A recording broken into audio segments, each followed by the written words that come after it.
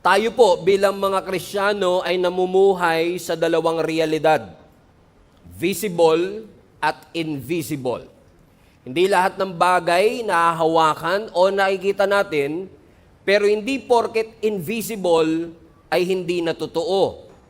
Lahat ng tao ay dumadaan sa mga visible problem, stress, kasakitan, relationship issue, broken relationship, mga physical, tangible problem, pero hindi porket wala ka nakikitang spiritual influence behind it, ay hindi ibig sabihin na walang may pakana nito.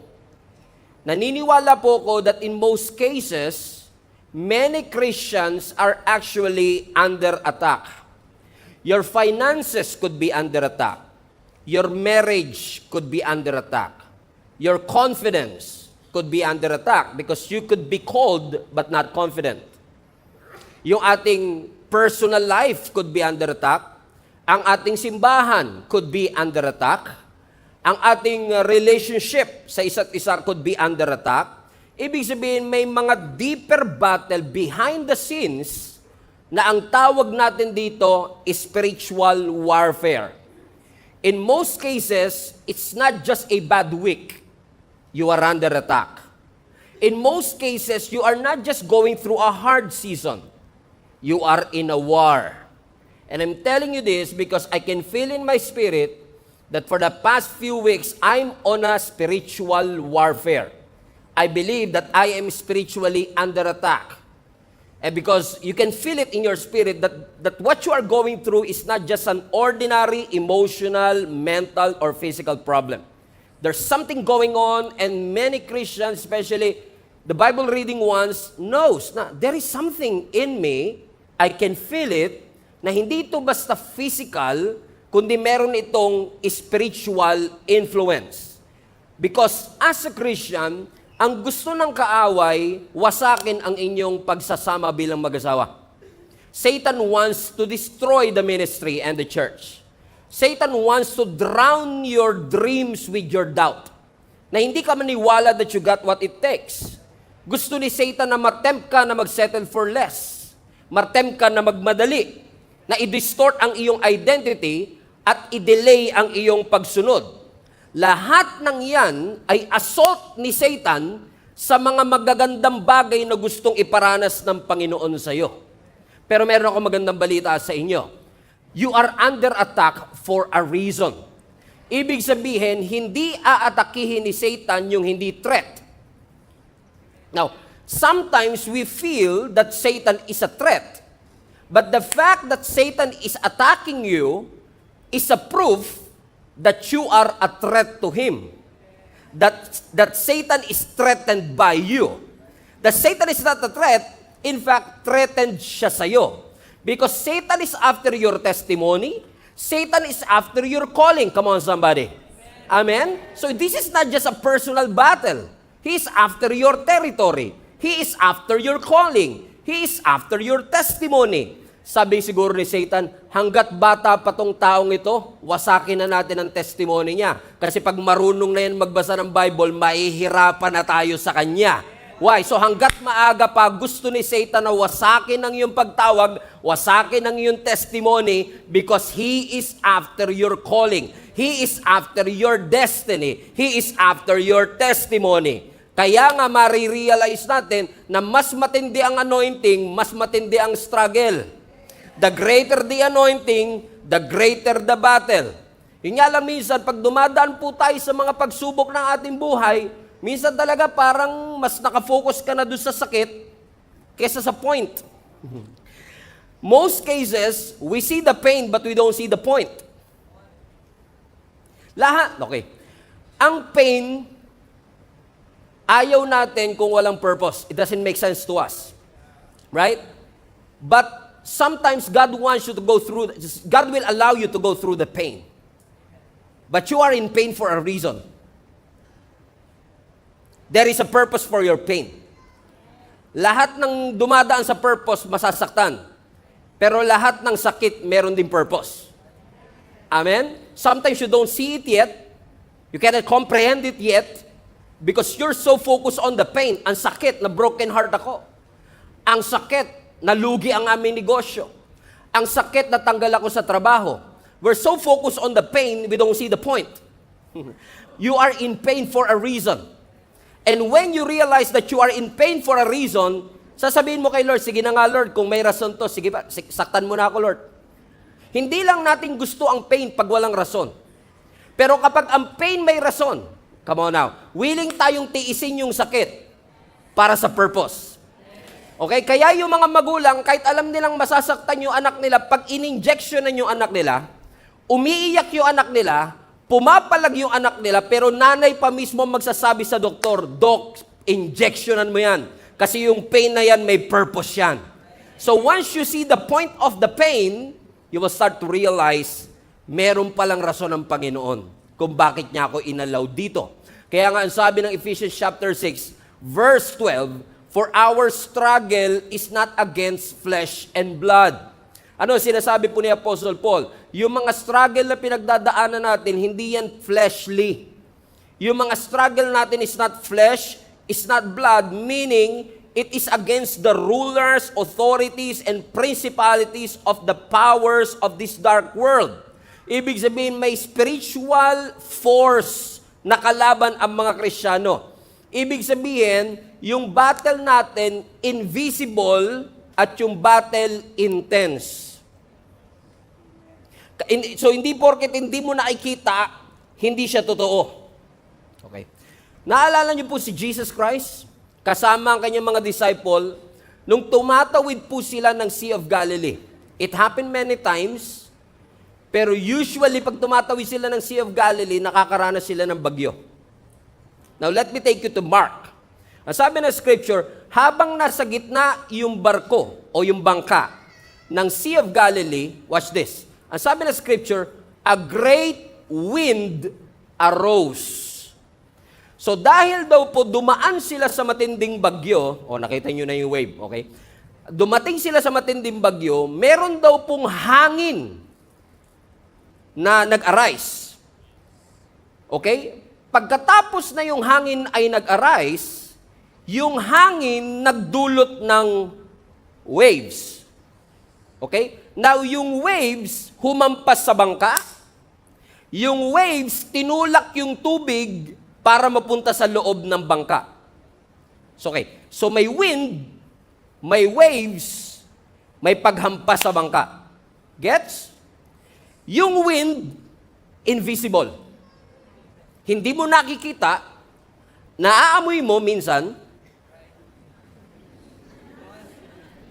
Okay? Okay?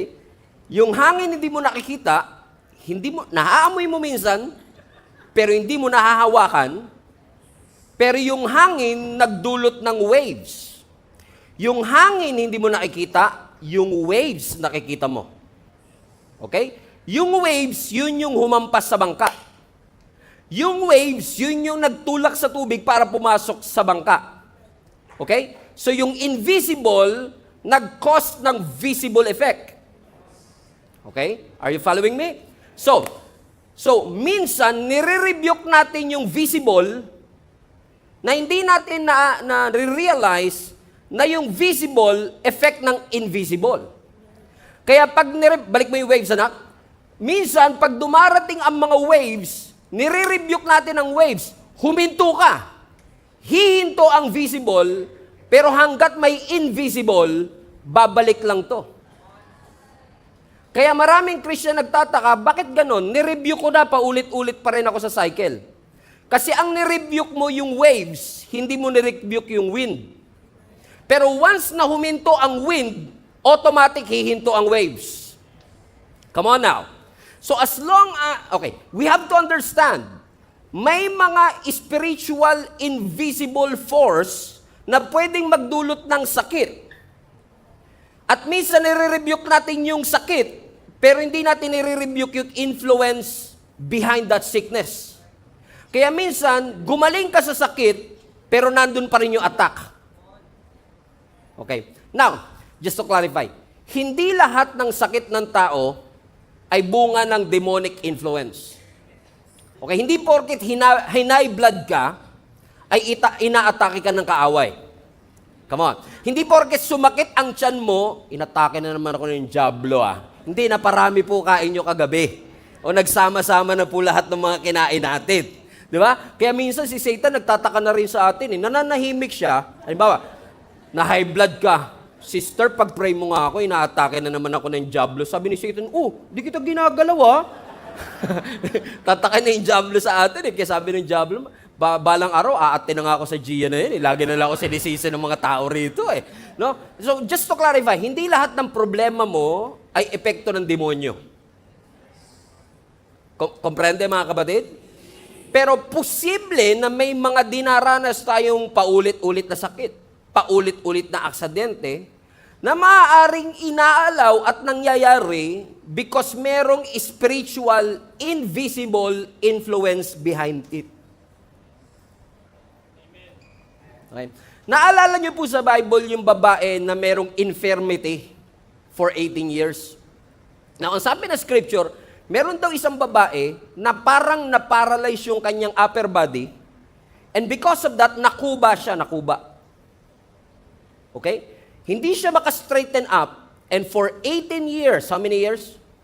18 years, laging puro lapag lang nakikita niya. Puro sapatos, puro alikabok, puro lupa, until na-meet niya si Jesus Christ. Kasi pag na-meet mo ang ating Panginoon, hindi na lang lupa makikita mo na pati langit. Hallelujah. Hallelujah. Come on now. Amen. So ano nangyari? Balikan natin. Ano ang sabi ng Luke chapter 13 verse 11? And a woman was there who had been crippled by a spirit for 18 years. She was bent over and could not straighten up at all. So when Jesus saw her, He called her forward and said to her, Woman, thou art loosed. You are set free from your infirmity. Verse 13, Then Jesus put His hands on her, and immediately she straightened up and praised God. What a beautiful story, isn't it? So once again, meron daw isang babae na crippled, bent over, may sakit, so ibig sabihin, pwede mong ipag-pray na pagalingin ni Lord, correct? But watch this. Balikan natin yung verse na. As sabi ng scripture, a woman was there, highlight this part, who had been crippled by a spirit. So hindi lang siya basta may sakit. May spirit na naging dahilan kung bakit siya crippled in the first place. So now, hindi lahat ng pagkakuba, pagkasakit, physical sickness ay gawa ng demonyo. Pero at least in this text, makikita natin na may mga sakit na bunga ng spiritual demonic attack. Okay. Nasusundan nyo naman siguro po ako, no? Okay. Kilala nyo yung mother-in-law ni Peter? Yung nagkalagnat? Sino sa inyo nagkalagnat? O may lagnat ngayon? Okay, para sa inyo to. Yung mother-in-law ni Peter, nagkalagnat. Lumapit kay Jesus Christ. Ayun gusto ko sa ating Panginoon, mula lagnat hanggang cancer. Na walang imposible sa ating Panginoon. Amen? So sabi ng scripture, merong mother-in-law si Peter na lumapit kay Jesus Christ, mataas ang kanyang lagnat. Buksan natin ang Luke chapter 4 verse 38 to 39. So Jesus left the synagogue and went to the home of Simon. Now Simon's mother-in-law was suffering from a high fever. So si Simon, si Peter yan. And they asked Jesus to help her. Verse 39. So Jesus bent over her and rebuked the fever, and it left her. She got up at once and began to wait on them. Now that's interesting to me, kasi ang lagnat, hindi mo nire-rebuke. Highlight that part. Hindi mo siya nire-rebuke. Usually, ang lagnat, iniinuman ng Biogesic, Bioflu. Iniinuman ng paracetamol. Correct?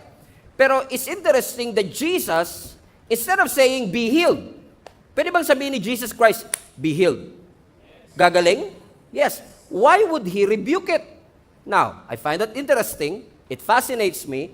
So I look for the Greek dictionary. And guess what?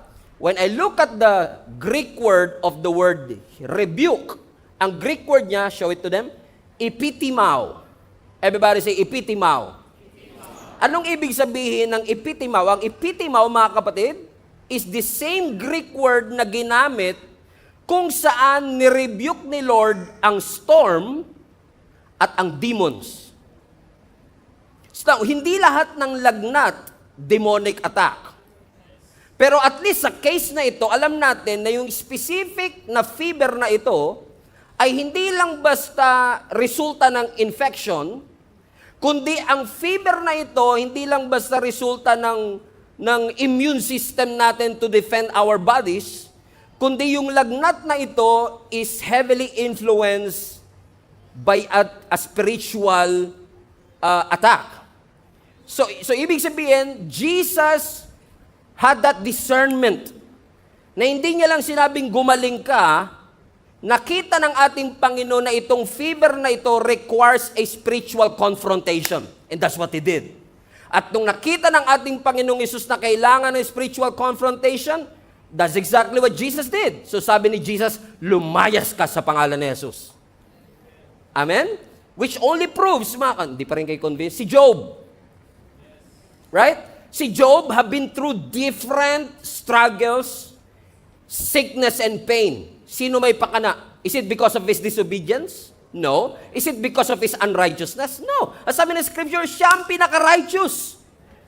But kung sino pa yung pinaka-righteous, yung pa yung namatayan ng anak, yung pa yung nawala ng kabuhayan, yun pa yung nagkasakit. No, because that affliction ay bunga ng testing at parusa ng kaaway. So, merong may pakana. Do you get what I mean, mga kapatid? So, ibig sabihin, posible na dumaraan tayo sa mga struggles and sickness and pain na hindi epekto ng paglaban ng ating immune system, kundi posible that we are under attack. That what we are fighting, mga kapatid, is more than just a chaotic incident. Hindi lang po basta magulo ang buhay. Posibleng ginulo talaga ang iyong buhay. Merong force at merong strategy na ginagamit ang kaaway to bring you down, to distract you to the things that God wants in your life. Because Satan wants deception, Satan wants destruction with an I, Satan wants destruction with an E, Satan wants to distract you of the things that God wants for you to experience. At papasok si Satan sa atin gamit ang kasinungalingan, gamit ang deception, gamit ang temptation. So we don't allow Satan na mangyari ito. We don't allow him. Don't give him the luxury na nakikita tayo, na natitempt tayo at dinadaya tayo and we're not doing anything. Yes, we are under attack, pero hindi naman ibig sabihin kailangan nating matalo. Nararanasan nyo ba minsan yung mga kapatid that you felt like you're missing your joy? It was there before. Ano ba yun? Nandun yung joy mo before when you come to church. You're always excited. Then, for some reason, you don't know, ba't nawala bigla? I mean, you have that peace before, right? Kahit may problema at wala kang pera, di ba't laging masaya? Ganyan nga ang buhay ko na kay Jesus, laging may galak sa tuwina. You're always happy kahit wala kang pera, masaya ka, and you always have that peace. Ngayon, nagigising ka every 3 a.m. and you don't know why. You can't even sleep for 5 or 6 hours, more than 5 or 6 hours. There's something in you. You feel like, I'm missing my peace. Some of you are passionate. We're passionate before. The passion was off the roof. Grabe yung passion mo pagdating sa paglilingkod sa Panginoon. And pagka tinatanong mo sarili mo, hindi ko rin alam kung paano nawala. It's just gone. Right? Or maybe you are in a ministry or a team in your company and you can always feel the spirit of unity in there. And laging may unity, lagi kayong one accord. You always do everything in one spirit. And then all of a sudden, what happened? I don't know. Bigla na lang nawala yung unity. And every time mawawala yung mga bagay na ipinangako ng Panginoon na dapat meron sa atin, like joy and peace, always ask the question, why? Ba't siya biglang nawala? Wag mong basta lang tanggapin na wala kang joy sa paglilingkod. Wag mong basta tanggapin na wala kang peace sa iyong Christian life. It doesn't, God bled and died for you to have a peaceful, abundant life. So wag kang papayag na walang peace. So kung walang peace, why? Bakit wala? Bakit walang joy? Now, when we lose our joy, when we lose our peace, when we lose that unity or passion, it could mean two things. Number one, either nawala mo siya or ninakaw siya. Nawawala ba talaga yung joy? Pastor, yes. For example, in Revelations chapter 2 verse 4, no? Kinonfront ng ating Panginoon ng isang simbahan na sabi niya, this is what I am against you. You have lost your first love. You have lost. You have lost your first love. So, mahal mo, nandun yung love mo kay Lord, and then all of a sudden, it's gone. Pero good news yung nawala. Kasi pag nawala, mahahanap mo pa. So, ano sabi ng Panginoon? Okay, you lost your first love, verse 5. Ang sabi ng verse 5, but remember where you have fallen. So, ang susi para mahanap mo yung nawala, alalahanin mo kung saan nahulog. Trace back. Balikan mo yung lahat ng nangyari. Saan nga ba ako nagkamali? Ano yung mga bagay na ginawa ko na nawala? Hindi kasi pala ako lagi na nakaka-attend ng church. Pagkagising ko ng umaga, cellphone agad ang binubuksan ko, hindi salita niya. I don't pray as often as I had before. So, when you trace it back, nakikita mo, kaya siya namula because of my negligence and laziness. Kaya sabi ng Panginoon, you can trace it back. You will remember. Alalahanin mo kung saan mo siya nahulog. Paano kung hindi nawala? Paano kung ninakaw? Now, yan, pag ninakaw na, kahit anong alala mo, wala na yan, hindi mo na mababalik. Nawala na siya eh. Correct? At kapag ka may nawawala, o ninakaw for that matter, kapag yan ay ninakaw, hindi porket may presence ng magnanakaw, kailangan mo nang magpanakaw. Okay ba kayo? Okay. Hindi porket may magnanakaw, kailangan mo nang magpanakaw. In fact, pwede ngayon, may magnanakaw tayo dito. Huwag ka titigil sa katabi. May magnanakaw, sino kaya? Okay? Posible, pero hindi porket may presence ng magnanakaw, kailangan mong magpanakaw. Kasi usually, ang mga magnanakaw, hindi yan kumakatok. Ang mga magnanakaw, naghahanap madalas siya ng opening. Minsan, may mga magnanakaw na wala naman sa agenda nila today. Wala namang gumising na, parang gusto ko magnakaw today. In most cases, wala naman silang intensyon magnakaw, pero may opening eh. May bago, Lord, salamat, answered prayer pala to. O kahit magnanakaw, nagpe-pray din yan eh. Wag sana ako mahuli. Diba? So as long as may opening, pwede kang manakawan. Spiritually speaking, ganun din mga kapatid. Di porket may kaaway, magpapatalo tayo. Hindi porket may presence na spiritual warfare, kailangan tayo magpadain, no. Because Jesus died for each and every one of us. Pero nag-aantay si Satan ng opening para patuloy at paulit-ulit tayong nakawan ng ating kaaway. Komprende mga kapatid? Amen? So for example, sa Bible, for example, kay Adam and Eve, ano ang kasalanan ni Adam and Eve?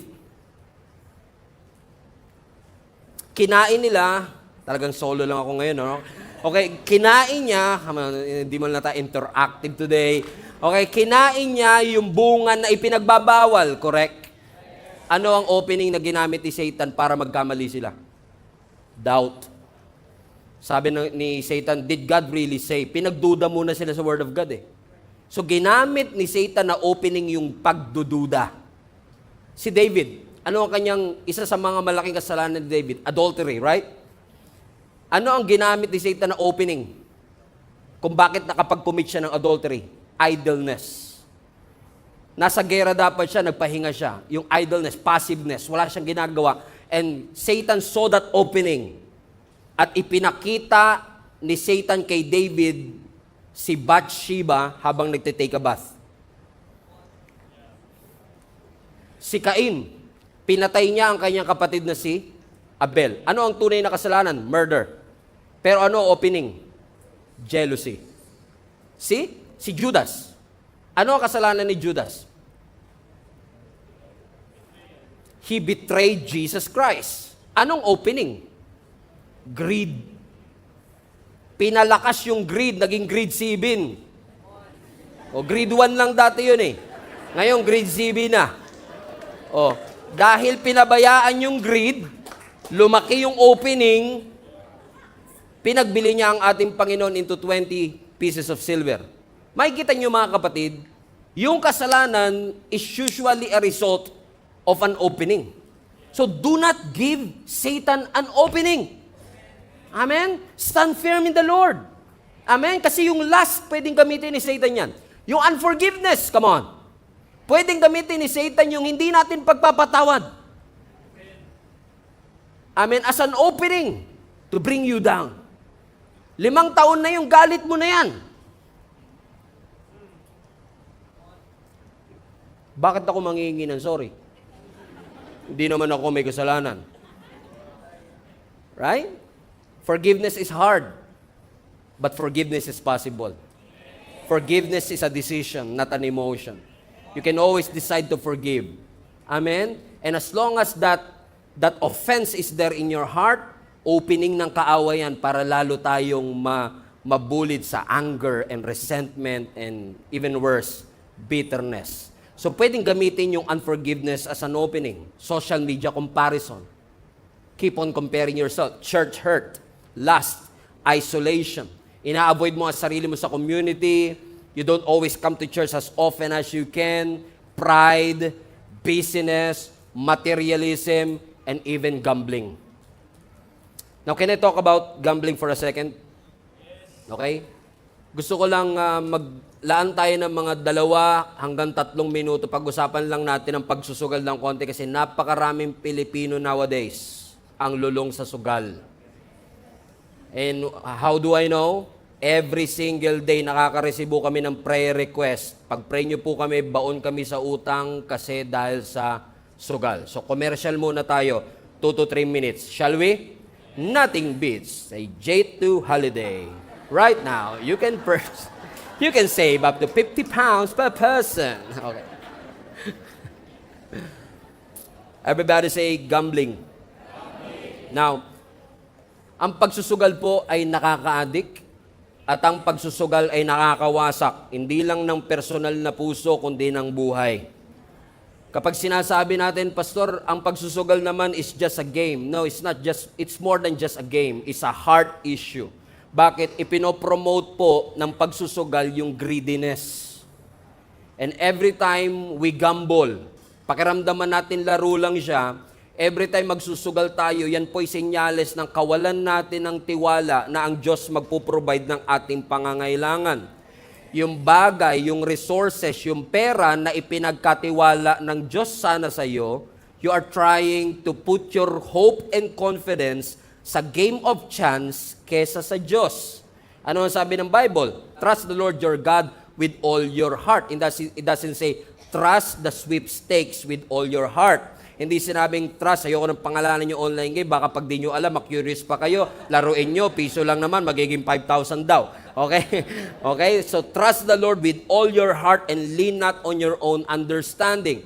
And I've seen and I've known personally, marami po akong kilala personal, na mga maayos ang buhay, maganda ang mga trabaho, maraming na-invest na mga property na ngayon po ay baon sa utang. Nagsimula lang po sa panalo. In fact, if I may tell this story, one time, after nilang mag-work, binigyan sila ng tip. Tip lang ng kanilang kliyente at inaya siya ng kaibigan niya. Sabi niya, tara, magkasino tayo. Hindi tayo tataya ng pera natin. Yung tinip sa atin, yun lang yung itataya natin. Alam mo, tinaya nila, nanalo sila. Dahil nanalo sila, nawili siya, ngayon ang problema niya, baon siya sa utang. Umiiyak, devastated, pati tuition fee ng anak niya, pinangsugal niya, pati mga kayamanan ng kanyang mga father and mother-in-law, naubos niya, walang kamalay-malay yung asawa niya, naubos na lahat ng pera nila sa bank account. So, hindi lang to basta laro. Nagsimula sa laro, naubos ang kanilang pera, nalamatan pa ang kanilang pamilya. Pag tinignan mo mga taong ito, hindi naman sila tamad, masisipag sila magtrabaho. Yun nga lang, because they are so addicted to it, nakita ni Satan yung opening, greed. Anong ginamit ni Satan? Yung billboard sa EDSA. Tumaya ka rito, 100 pesos lang. Oo nga, 100 pesos lang. Wala namang mawawala sa akin eh. Amen? And I believe, I don't mean to offend anybody, but I believe na yung pagmamadali natin is a sign of the lack of wisdom. Ang mga nagmamadali, walang wisdom. Amen? Tanong nyo, dahil nagmamadaling yumaman, anong ginawa? Nagnakaw. May wisdom ba sa pagnanakaw? Wala. Ang papakita lang sa iyo, magkano makukuha mo. Hindi niya papakita yung consequence. Pwedeng masira ang buhay mo at ang buhay ng iyong pamilya. Amen? Sa pagmamadaling yumaman, anong gagawin ng iba? Taya tayo sa loto. Kaya sabi ko nga sa inyo, pag nakita ko kayong tumataya sa loto, guys. Ibig sabihin, tanungin nyo rin, ba't nandun ako? Magkasama tayo. Oh. 'Di ba?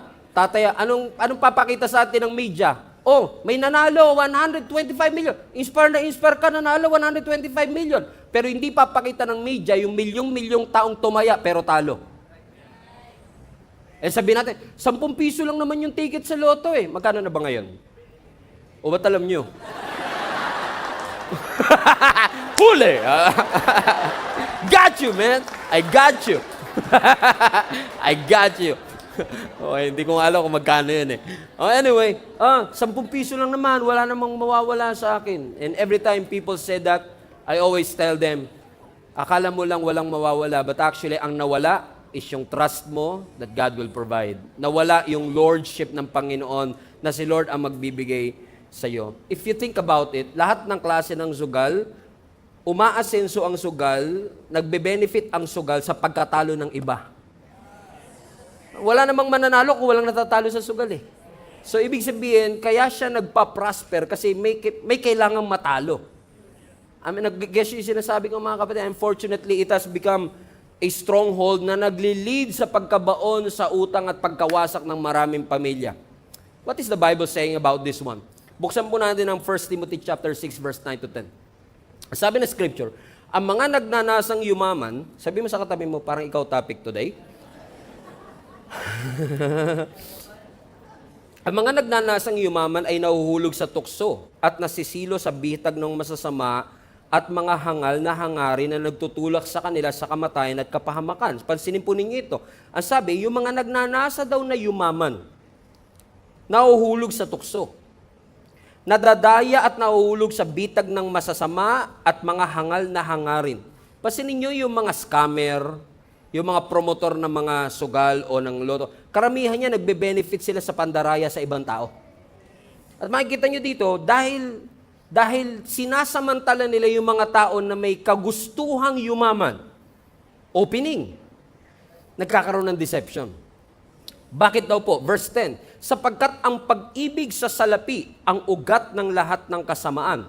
Now, everybody read that part again. Sapagkat ang pag-ibig sa salapi ay ugat ng lahat ng kasamaan. So mag-ingat kayo sa nakikita nyo sa Facebook, naririnig nyo sa ibang tao, kasi doon sa mga Facebook minsan, tinatanggal nila yung pag-ibig. Ang sinasabi lang nila, ang salapi ang ugat ng lahat ng kasamaan. Hindi po ganun na sinasabi ng Bible. Ang pag-ibig sa salapi. Hindi salapi itself. Ang ugat ng lahat ng kasamaan. So, ibig sabihin, kung hindi pera, kundi pagmamahal sa pera ang ugat ng kasamaan, pwedeng mahirap ka, pero mahal mo yung pera. Kasi minsan may connotation tayo, yung mga mayayaman, mga greedy yan. Correct? Pero based on that text, hindi porket mahirap, hindi greedy. In fact, marami kong kilala, greedy na, hindi pa lang obvious kasi wala pang pera. But greediness is a heart issue. Ang sabi ng scripture, dahil sa paghahangad na yumaman, dahil sa pag-ibig sa salapi, amen, tayo ay nalalayo sa ating pananampalataya. In our pursuit to get rich, in our pursuit to have a well-off life, ano po ang sabi ng Bible? Tayo po ay nabubulid sa kasamaan. So, Satan is after your calling and your testimony. And if it means na yung greediness ang maging opening nito, amen? Or pornography ang maging opening nito, Satan will do everything to bring you down. But God is good. Amen? The commercial is over. Thank God. Mahirap na tayo ay inaatake ng kaaway. It's challenging for us sometimes to really fight that battle. But we thank the Lord. Matindi man ang atake, may matinding kapangyarihan din naman ay pinagkatiwala ang Panginoon sa atin. Ano po ang sabi ng Ephesians chapter 6 verse 10? Finally, be strong in the Lord and in His mighty power. Hallelujah! Ibig sabihin, ang lakas na meron tayo para mapagtagumpayan ang lahat ng mga atake ng kaaway, hindi po siya nakabase sa taas ng iyong pinag-aralan, hindi po siya nakabase sa iyong emosyon, hindi po siya nakabase sa iyong koneksyon. Ang katagumpayan natin sa paglaban natin sa mga atake ng kaaway ay nakadepende sa lakas na meron tayo dahil sa ating Panginoon. You are not called to fight your own battle because the Bible says that the battle is the Lord. So we are not pursuing victory. We are not fighting for victory. We are fighting from the position of victory because Jesus already won the battle for each and every one of us. So I don't know who is this for. Pinapaalala lang ng Panginoon sa bawat isa sa atin that you should stop fighting the battles that you are not anointed to fight. Kung hindi inanoint ng Panginoon na paglabanan mo siya, walang lakas na maibibigay ang Panginoon sa iyo to conquer that. Not every battle is worth fighting for. Hindi porket inimbitahan ka, oo ka na kagad. Hindi porket pinost ka nila, magre-reply ka na kagad. Hindi porket na misunderstood ka, kailangan mo mag-explain. Choose your battles wisely. Come on, somebody. Hindi porket dinisrespect ka nila, magre-react ka na kagad. Iniwan ka nila, maghahabol ka naman. Come on now. Prinoboke ka nila na wala naman ang iyong kapayapaan. Listen to me. Hindi takot si Satan sa mga Kristiyanong malakas ang boses. Takot si Satan sa mga Kristiyanong malakas manalangin kay Lord. Amen? Manalangin na alam niyang hindi niya kaya on his own. Kaya ipagkakatiwala niya na lang. He will let go and let God do the work. Because this is not my battle. The battle is the Lord's. Amen? Palapakan natin ng Panginoon. And that's what, before we land this plane, this is exactly what happened to David. Si David payat, maliit, he's weak, he's not trained. He looks ordinary, inexperienced, and yet, when he faces Goliath, David was not talking about his Goliath. He was talking to his Goliath. Okay, you don't get it. David was not talking about the giant. He was talking to the giant. Magkaiba yung talking about the giant to talking to the giant. Kamusta ka na, sister? Ito, may sakit pa rin. You're talking about the sickness. But once you talk to the sickness, fever, lagnat, lumayas ka. So you are talking to it. So when David faced Goliath, he was not talking about the size of Goliath. He was not talking about the might of Goliath. He was talking to Goliath. Na ang sabi ni Goliath, today, God will deliver you into my hands. Amen? Ano sabi ni Scripture? Walang kamalay-malay si David nung araw na yun. 40 days nang nasa labanan ang kanyang mga kapatid na mga soldier kasi hindi siya qualified. Yung mga kapatid niya, mga experienced warrior and soldier, and all of a sudden, yung mga Philistines, hinamon ang mga Israelites sa isang standoff at duelo. Ang sabi ng Philistine representative na si Goliath, pumili na lang kayo ng representative ninyo na ilalaban ninyo sa akin. Pag nanalo ako sa inyo, lahat kayo alipin namin. Pero pag nanalo kayo sa akin, mananalo kayo, lahat kami magpapaalipin sa inyo. Alam nyo? 40 days, more than a month, binibilitel, pinapahiya ni Goliath ang nation of Israel. Kahit yung hari nilang si King Saul, walang magawa. Yung pinaka-qualified, pinaka-equip, hindi kayang lumaban, bahag ang kanilang buntot. 1 buwan mahigit, 40 araw. Imagine niyo, twice a day kang ni-humiliate. Mga duwag, mga bag ang buntot. Wala pa rin kayo representative na ilalaban sa akin. More than a month, lahat sila naka-stand off lang. Until finally, on the 40th day, Jesse, tatay ni David, tinawag ang kanyang anak-anak. dalhin mo nga itong tinapay at keso sa iyong mga kapatid. So, ang purpose ni David, kaya siya nandun sa Valley of Elah, hindi para labanan si Goliath. Kaya iba sa inyo, wala kayong kamalay-malay. Kanina gumising lang kayo, kala nyo magsisimba lang kayo. Wala kayong kamalay-malay ngayon ang divine appointment nyo sa Panginoon. Nababaguhin ng Panginoon ang takbo ng inyong buhay, that this is going to be your defining moment. So, ang sabi ng scripture, hatid mo itong tinapay at keso sa iyong kapatid. So, pag pinagsama mo yung tinapay at keso, cheese bread. Okay? So, ihatid mo itong cheese bread na ito. Come on now, that's biblical. Okay? Okay? Ihatid mo itong tinapay at keso, ang cheese bread na ito sa iyong mga kapatid. So, ang purpose ni David, dalag-dala niya yung plastic bag ng cheese bread, dadali niya sa kanyang mga kapatid, para saan? Para pagkain nila. Saktong-sakto, nung nandun si David sa Valley of Elah, muling naghamon si Goliath. Sabi, mga duwag, wala ba kayo ilalaban sa akin? Pumili kayo ng representative nyo na ilalaban sa akin. Or else, lahat kayo aalipin ni namin. But this time, narinig ni David yung hamon. Nung narinig ni David yung hamon, sabi niya sa isang soldier, "Who is this uncircumcised Philistine that is mocking the armies of the living God? I will fight him." Sa Tagalog, sino itong support na ito na humahamon? Wala talaga, ganun talaga Tagalog. Ganun. Humahabon sa Diyos na buhay. Ako ang lalaban sa Kanya. Now, hindi ito nasa Bible, pero sabi siguro ng soldier, what? At saka, may hawak ka pang cheese bread dyan? Ano sinasabi mo, ang payat-payat mo, ang liit-liit mo, lalabanan mo yan? Almost 10 feet ang height niyan. Experienced warrior yan. Walang magawa. Dahil walang nagre-reply kay King Saul sa jobstreet.com.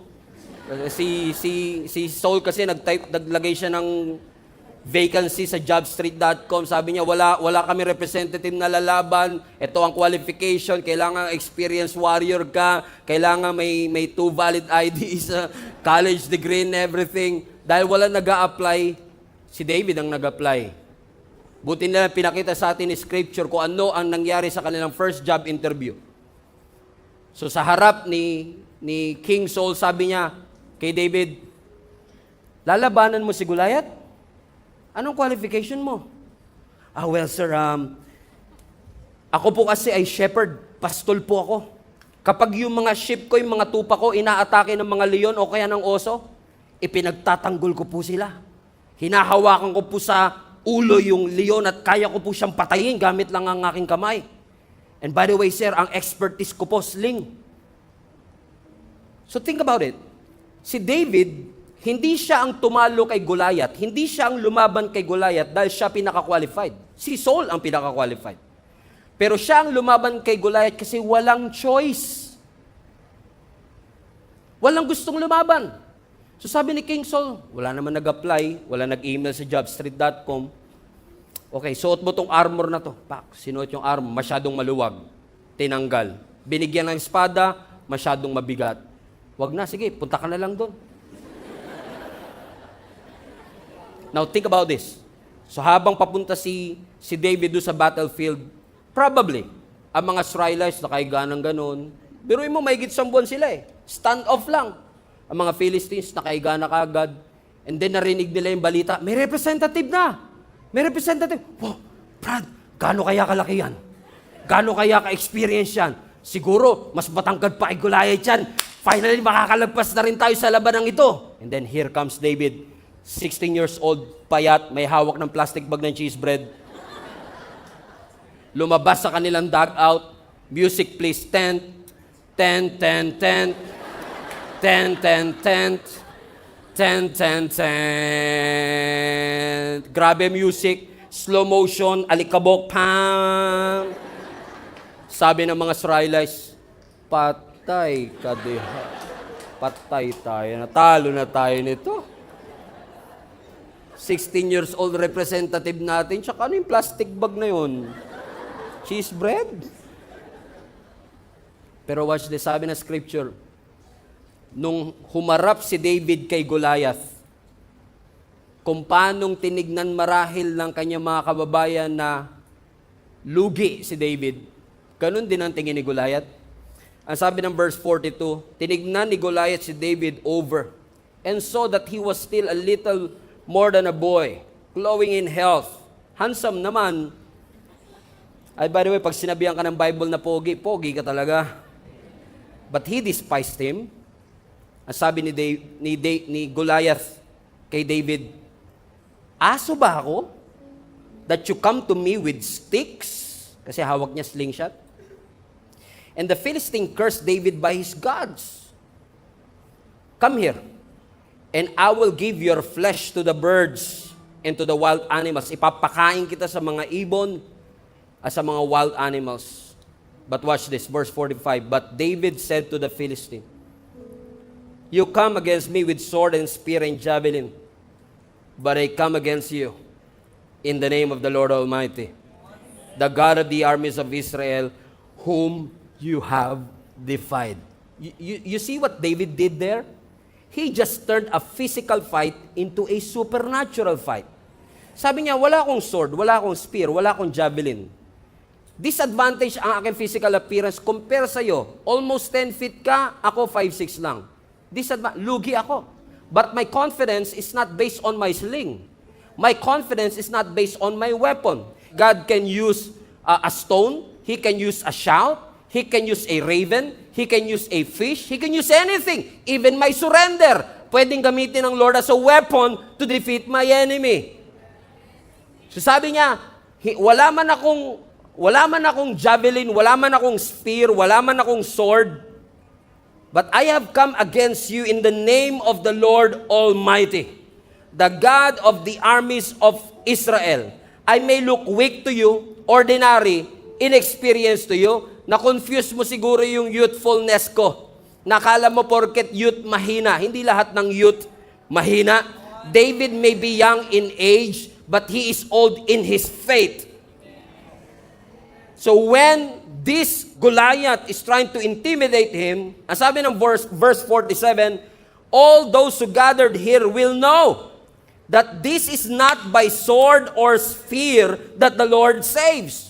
Hindi ako niligtas ng Panginoon gamit ang sword. Hindi niya ako dinigtas gamit ang spear. Hindi kailangan ng Lord ng conventional weapon para manalo, for the battle is the Lord's. What David is saying, now I love this part. Because when he said, who is this uncircumcised Philistine? That's what I call anointed audacity. What an audacity to say. Sino yan? Kasi mas kilala niya yung Diyos niya. You can see here the power shift. Ang sabi ni Goliath, nasa ng espada mo. Ang sabi ni Goliath, nasa ng spear mo. Ang sabi ni Goliath, nasa ng javelin mo. Ang sabi niya, wala ko niyan, pero meron akong Diyos. Look at the power shift here. Shinif niya yung power from physical weapon to supernatural weapon. I don't have physical weapon, but I have a supernatural God. Alam siguro niya yung Psalms na sinulat niya, that the Lord is my tower, and the righteous will run into it, and they will be saved. For the Lord is my tower, and He gives me a power. Di nyo alam to? To tear down the works of the enemy. Alam ni David that the name of the Lord is a strong tower, and the righteous will run into it, and they will be saved. There is a visible limitation, pero lahat ng visible limitation that we have doesn't limit the power of our God. Hindi man natin minsan maintindihan kung bakit tayo inaatake, but we are not called to understand everything. In fact, the Bible says in Ephesians chapter 6, we should stand firm, not understand, but to stand firm all the wiles of the devil, all the schemes of the devil, because we are not called to talk about our giants. We are called to talk to Him and say, you are already defeated because Jesus Christ already won the victory for me. On my behalf. My confidence is not based on my education. My confidence is not based on my experience. My confidence is based on who God is in my life. Hindi ko kasi matatalo ang mga higante sa aking buhay hanggat hindi ko nare-realize na sapat ang Diyos ko. Kapag ako'y nagtiwala sa Kanya, malakas ang kalaban pero mas malakas ang Diyos ko. Matangkad ang kalaban pero higher ang Diyos ko. Amen. He is powerful, but my God is the most powerful there is. He stands on a class of His own. He has no rival. He has no equal. Amen. He is higher than any other. And as long as we understand that, we will start to claim that victory even before the battle started. Ano ang sabi ng verse 46? This day. Ano sabi? Highlight that part. The Lord will deliver you. Now watch this. Sinabi ni David to, hindi pa siya nagsisimulang lumaban. Prophecy na kagad. Sabi mo, papakain mo ko sa mga ibon at sa mga wild animals. Well, this day. The Lord will, this day, not someday, not next day, this day. The audacity, man. The audacity. Amen. This day, God will deliver you into my hands. He speak about the future even before the battle started because He knows who He is and He knows who God is. If you know who you are and whose you are, you don't have to be afraid. You don't have to doubt. You don't have to be fearful. Even when you walk through the valley of the shadow of death, you will not be afraid, for God is with you. He is your deliverer, your portion, your refuge, your strength, your healer, deliverer. Hallelujah. He is altogether lovely, altogether worthy. He's worthy of all our praise. So my friends and family, if you are going through a battle, if you're going through a season na mahirap, always remind yourself, my God is with me. He goes before me, He goes after me, and He is with me. I'm surrounded by His grace. I'm surrounded by His promise. And kahit na gaano kalakas ang aking kaaway, if God is for me, it doesn't matter who is against me. Your God is all-powerful, all-worthy.